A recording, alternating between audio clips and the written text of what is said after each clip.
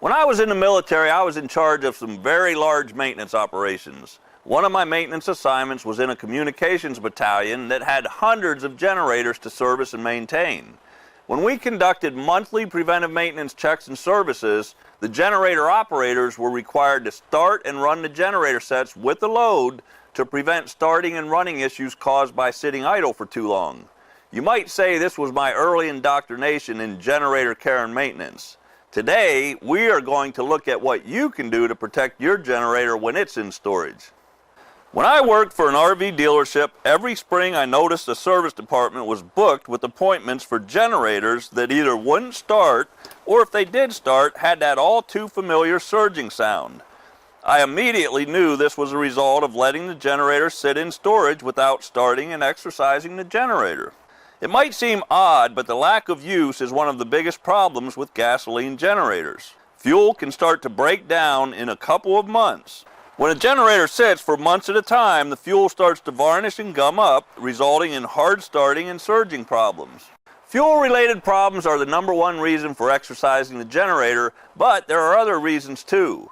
Moisture buildup can result in damage to the generator. When you exercise the generator, it heats up the windings and eliminates that moisture. And it helps lubricate the engine seals and internal components, which can prevent carbon buildup. That is 3 good reasons to exercise your generator, but just how do you go about doing it? Safety first. Whenever you are working on or using your generator, there is a threat of carbon monoxide poisoning. Always inspect the generator exhaust system prior to using it. Do not operate a generator with a damaged exhaust system. If you are using a portable generator set, make sure the exhaust is directed well away from the camping area.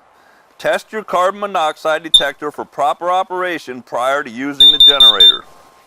Another thing you might find odd about generators is they are designed and intended to run with a load as opposed to no load.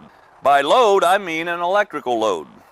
Generators are rated in kilowatts. 1 kilowatt equals 1,000 watts, so a 4 kW generator would be a 4,000 watt generator. ONAN recommends running the generator 1 hour each month at approximately half rated load and up to a full rated load if practical. So, as an example, you would exercise a 4,000 watt generator with a minimum 2,000 watt load. This is roughly equivalent to running 1 RV air conditioner. Check your generator owner's manual for other load ratings. It's always better to exercise a generator for longer periods of time with more load than it is to run it for short periods of time with little or no load. Check your generator owner's manual for load ratings specific to your generator. If you do not have the owner's manual, you should be able to locate one online. In addition to the monthly exercise regime, I recommend you use a fuel preservative to help protect the entire fuel system when the generator is in storage. Follow the manufacturer instructions for using fuel preservatives.